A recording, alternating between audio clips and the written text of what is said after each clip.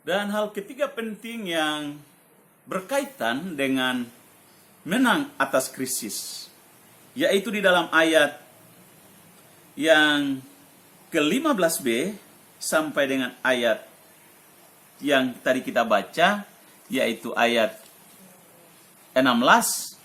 Di sana dikatakan bahwa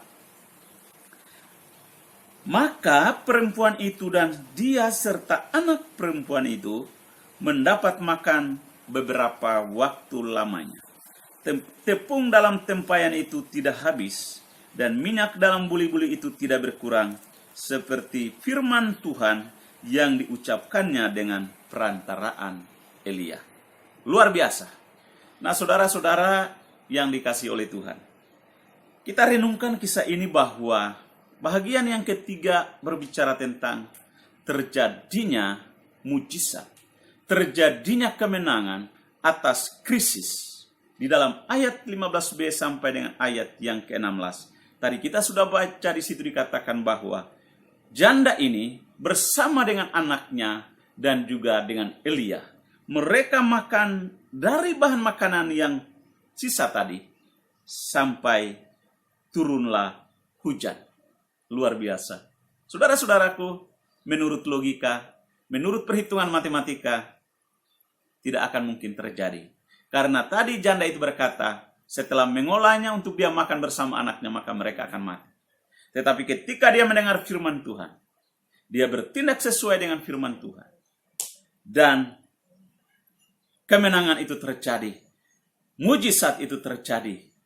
Kenapa? Karena dia melakukannya sesuai dengan perkataan firman Allah. Di dalam ayat 16 di sana dikatakan, tepung dalam tempayan itu tidak habis, dan minyak dalam buli-buli itu tidak berkurang, seperti firman Tuhan yang diucapkannya dengan perantaraan Elia. Saudaraku, pengalaman Elia, pengalaman janda Sarfat bersama anaknya, bersama dengan Tuhan. Tuhan memberikan kemenangan dalam menghadapi krisis yang menurut akal sehat mereka tidak mungkin janda ini lalui krisis itu. Tetapi firman Tuhan menjamin, Tuhan sendiri menjamin bahwa mereka akan memperoleh kehidupan dan itu terbukti. Sebagaimana kesaksian yang tadi saya saksikan, bahwa bapak yang anaknya sakit tadi, dia mengandung dan anaknya sakit. Menurut pemikiran orang tuanya, tidak ada harapan untuk hidup. Bahkan toh kalau dibawa ke kota kabupaten untuk dioperasi, dokter menyarankan supaya dioperasi untuk menyelamatkan bayinya. Berarti harapan tipis buat ibunya untuk hidup. Tetapi Alkitab, tetapi firman Tuhan yang saya perkatakan, dan Bapak itu yakin akan firman Tuhan itu. Kami sama-sama meyakininya dengan iman, bahwa kemenangan pasti terjadi dalam keluarga dan rumah tangga mereka. Dan apa yang terjadi? Mereka mengalami kemenangan dalam krisis itu. Mungkin Bapak Ibu Saudara-saudara juga menghadapi masalah-masalah yang berat. Mungkin masalah keluarga. Mungkin ada keluarga-keluarga yang berada di ambang perceraian. Suami istri. Mungkin keluarga rumah tangga tidak bisa dipertahankan. Tetapi saya mau beritahu kepada saudara. Bergantunglah kepada Tuhan. Berdoalah kepada Tuhan supaya Tuhan turun tangan dan menolong saudara. Memberikan solusi kepada saudara melalui firman. Karena itu, di dalam mungkin juga di antara saudara-saudara yang menghadapi masalah ekonomi atau keuangan, menghadapi masalah studi, perkuliahan, atau masalah apapun, masalah dagang, masalah usaha, masalah pekerjaan, berbagai masalah yang mungkin Bapak Ibu Saudara hadapi saat-saat ini. Dan menurut akal sehat saudara, hal itu tidak mungkin saudara bisa melaluinya atau memikul beban-beban atau masalah-masalah itulah. Tetapi yakin dan percayalah. Tuhan kita, Tuhan Yesus Kristus, Tuhan pencipta langit bumi, Tuhan yang luar biasa.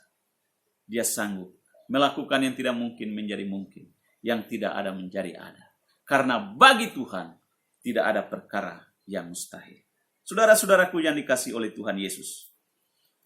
Di sini kita merenungkan bahwa seandainya kalau janda ini tidak mau memberikan sepotong roti bundar untuk Elia, maka dia tidak akan pernah mengalami mujizat Tuhan. Dia tidak akan pernah mengalami yang namanya kemenangan atas krisis atau persoalan itu.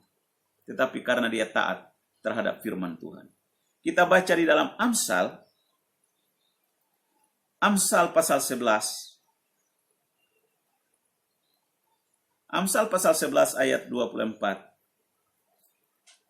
Di sana dikatakan, Amsal pasal 11 ayat 24 sampai dengan 26, di sana dikatakan begini. Ada yang menyebar harta tetapi bertambah kaya, ada yang menghemat secara luar biasa namun selalu berkekurangan. Siapa banyak memberi berkat diberi kelimpahan, siapa memberi minum ia sendiri akan diberi minum. Siapa menahan gandum ia dikutuki orang, tetapi berkat turun di atas kepala orang yang menjual gandum. Nah, saudara-saudaraku yang dikasihi oleh Tuhan, siapa banyak memberi berkat, diberi kelimpahan. Paulus katakan dalam Kisah Para Rasul, terlebih berkat memberi daripada menerima.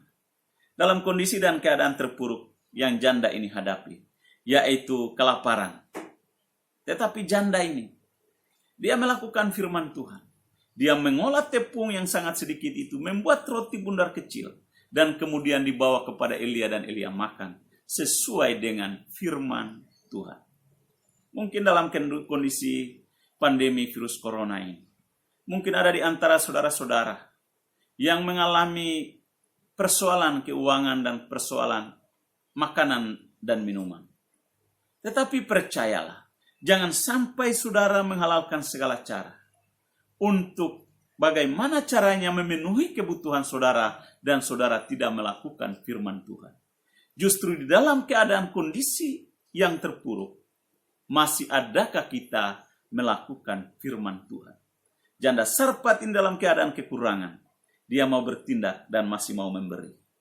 Di dalam kondisi dan keadaan kita yang saat-saat ini, mungkin kita tidak banyak uang, tetapi saudara bisa memberi melalui membeli bahan makanan atau membeli lauk pauk dan sayur mayur kepada saudara-saudara yang membutuhkan. Firman Tuhan katakan bahwa akan ada pemeliharaan Tuhan atas kehidupan saudara. Bahkan Tuhan akan membuat saudara semakin hidup dalam berkelimpahan. Siapa banyak memberi berkat, diberi kelimpahan. Siapa memberi minum, ia sendiri akan diberi minum. Wow, saudara-saudara, ada orang yang berkata begini, lalu bagaimana dengan gereja? Apakah dalam kondisi krisis ini, apakah gereja juga berlakukan persembahan, memberikan persembahan kepada Tuhan, sekalipun lewat ibadah online? Ada gereja yang tetap memberlakukan, karena firman Tuhan tetap firman Tuhan, dan mereka memperlakukan firman Tuhan untuk memberikan persembahan sekalipun dalam kondisi krisis. Tetapi juga ada gereja-gereja yang tidak menerapkan, tidak memberlakukan untuk menjalankan persembahan. Saudaraku, sejauh mana kita meyakini firman Tuhan, maka hal itu akan terjadi kepada kita. Oleh karena itu, kita melihat janda ini, dalam kondisi dan keadaan terpuruk, dia memberi, dan rupa-rupanya Tuhan memberkati. Saudara, dalam kondisi dan keadaan yang mungkin menurut pemikiran kita, bahwa kita tidak akan pernah bisa dan mampu keluar daripada suatu krisis, mungkin krisis keuangan, krisis ekonomi, seperti yang mungkin ada keluarga-keluarga atau saudara-saudara Kristen yang hari-hari ini hadapi. Ada seorang ibu dari Sumatera, melalui medsos, melalui WA, dia berkata, Pak, kami mohon bantuan doanya, karena terjadi kekeringan, dan sawah kami saat ini tidak bisa panen. Semua sawah itu mengering dan mati. Apa yang akan kami lakukan, Pak? Tolong doakan. Inilah penghidupan kami. Saudara-saudaraku, saya memperkatakan, ada cara Tuhan untuk membawa ibu kepada pemeliharaan Tuhan. Percayalah bahwa Tuhan dapat memelihara dan memberkati ibu dengan caranya. Oleh karena itu bergantung dan berharap kepada Tuhan. Dan baru beberapa hari kemarin, dia berkata, Tuhan Yesus baik. Tuhan Yesus dahsyat. Tuhan memakai orang-orang tertentu untuk mengirimkan beras, untuk mengirimkan minyak goreng, untuk mengirimkan bahan makanan lain, sayur mayur dan lauk pauk kepada saya, sehingga kami bisa makan bersama dengan keluarga. Pemeliharaan Tuhan buat keluarga ini. Bapak, Ibu, saudara-saudara yang dikasihi oleh Tuhan Yesus Kristus. Ada begitu banyak pendeta-pendeta mungkin yang mungkin berpikir gereja-gereja saat ini tutup dan gak ada persembahan, mereka akan mati. Mereka tidak bisa memenuhi kebutuhan hidup mereka. Tetapi saudara, pengalaman kami sekeluarga, Tuhan pelihara sampai hari ini. Karena apa? Karena kita mengandalkan dan bergantung kepada Tuhan. Karena itu saya menghimbau kepada Bapak, Ibu, saudara-saudara yang ada di dalam Tuhan. Janganlah takut dan janganlah khawatir. Tuhan tahu memelihara dan Tuhan tahu memberkati saudara. Ada begitu banyak cara. Mungkin saudara punya cara terbatas. Saudara punya metode terbatas. Tetapi Tuhan tidak pernah kehabisan cara. Tuhan tidak pernah kehabisan metode untuk menolong dan memberkati saudara dalam kondisi dan keadaan terpuruk sekalipun. Karena itu pada kesempatan yang berbahagia ini, biarlah dengan melalui renungan firman Tuhan pada saat ini, mari untuk menang atas krisis, maka ada 3 hal yang perlu kita lakukan, yaitu kita harus kuat di dalam menghadapi masalah. Adanya masalah supaya kita menjadi orang Kristen yang kuat dan berkualitas. Kita menjadi orang Kristen yang bermutu, menjadi orang Kristen yang dewasa, menjadi orang Kristen yang semakin hari semakin murni di hadapan Tuhan. Dan di dalam masalah itu, dan hal yang kedua adalah kita harus melakukan firman Tuhan. Kita harus bertindak sesuai dengan apa yang difirmankan oleh Tuhan. Jangan pernah keluar dari kebenaran. Firman Tuhan tetap menjadi panduan saudara, menjadi panduan saya. Menjadi tolak ukur adalah firman Tuhan. Maka percayalah, Tuhan turut bekerja dalam segala sesuatu, mendatangkan kebaikan bagi Bapak, Ibu, saudara-saudara yang mengasihi Tuhan.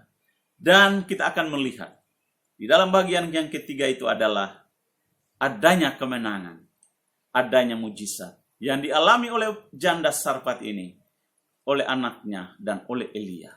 Mereka dapat makan sampai turun hujan di atas muka bumi. Saudara-saudaraku yang dikasihi oleh Tuhan, berdasarkan beberapa kebenaran, 3 bagian kebenaran yang kita belajar hari ini, kiranya saudara simpan dalam hati saudara. Evaluasi kehidupan rohani saudara. Lakukanlah firman Tuhan. Teruslah berharap kepada Tuhan. Teruslah mengandalkan Tuhan. Dan percayalah, Tuhan tidak pernah terlambat untuk menolong saudara. Tuhan Yesus memberkati. Mari kita berdoa. Tuhan Yesus, kami bersyukur dan berterima kasih buat firman Tuhan yang kami dengar pada pagi hari ini, yaitu mengenai kemenangan atas krisis. Kami tidak akan pernah bisa untuk menang dan keluar dari masalah atau persoalan, atau keluar dari krisis yang sementara kami hadapi. Tetapi tatkala kami bergantung kepada Tuhan, tatkala kami mengandalkan Tuhan, tatkala kami selalu bersekutu dengan Tuhan, maka Tuhan menyediakan jalan keluar bagi kami. Tuhan, terima kasih, tanamkan kebenaran ini dalam hati setiap kami, supaya kami sebagai anak-anak Tuhan, kami boleh melakukan firman-Mu. Bukan hanya menjadi pendengar, tetapi menjadi pelaku-pelaku firman Tuhan. Ada apapun masalah persoalan daripada setiap kami yang kami hadapi hari-hari ini, kami percaya Tuhan ada bersama dengan kami, memberikan kemenangan. Kalau Tuhan menolong kami, kami bersyukur. Dan kalau toh Tuhan pun tidak menolong kami, menjawab doa kami, menolong kami keluar dari krisis, tidak menolong sekalipun, kami tetap percaya dan mengandalkan Tuhan. Karena itulah iman yang sejati. Terima kasih Bapa di sorga. Kami bersyukur atas kasih dan kebaikan Tuhan. Kami bersyukur atas semua berkat-berkat Tuhan yang Tuhan telah anugerahkan dan karuniakan kepada semua kami. Terima kasih Bapa di sorga. Inilah doa dan ucapan syukur kami. Kami bersyukur buat firman. Dalam nama Yesus kami berdoa. Amin.